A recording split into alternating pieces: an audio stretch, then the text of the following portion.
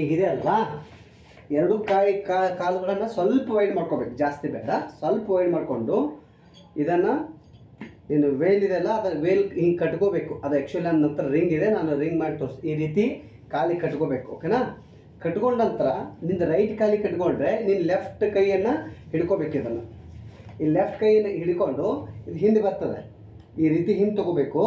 ಯಾವಾಗ ನೀನು opposite right ಲೆಗ್ಗಿಗೆ ಹಾಕಿದೆಯಲ್ಲ, ನಿನ್ನ ಲೆಫ್ಟ್ ಹ್ಯಾಂಡನ್ನು ಲೆಫ್ಟ್ ಫೀಟಿಗೆ ಹಿಡ್ಕೋಬೇಕು.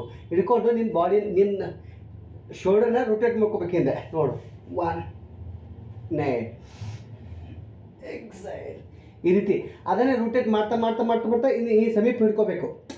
ಸ್ಟಾರ್ಟಿಂಗ್ ಲೆಂತ್ ಹಿಂಗೆ ಹಿಡ್ಕೋ, ತೊಂದರೆ ಇಲ್ಲ.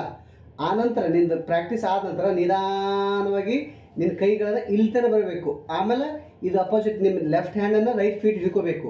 ಅದು ಪ್ರಾಕ್ಟೀಸ್ ಮಾಡಿ ಬರ್ತದೆ. ಪ್ರಾಕ್ಟೀಸ್ ಇಸ್ ಪರ್ಫೆಕ್ಟ್, ಓಕೆನಾ? Without practice we can't able to do practice.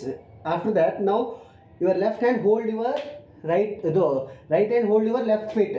ನಾವು slowly rotate, twist, look here, 1 2. ಅದನ್ನು ಏನು ಮಾಡಬೇಕು, ನಿಧಾನವಾಗಿ ಸಮೀಪ ಹಿಂಗೆ ಸಮೀಪ ತೊಗೋಬೇಕು. ನೋಡಿ, ಟ್ವಿಸ್ಟ್.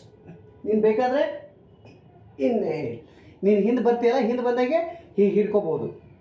ಸ್ವಲ್ಪ ನಾನು ಭಾಳ ದಿನ ಪ್ರಾಕ್ಟೀಸ್ ಮಾಡಿಲ್ಲ, ಅದು ನನ್ನ ಫ್ಲೆಕ್ಸಿಬಿಲಿಟಿ ಬರ್ತಾ ಇಲ್ಲ, ಅದು ನಿನಗೆ ಬರ್ತದೆ.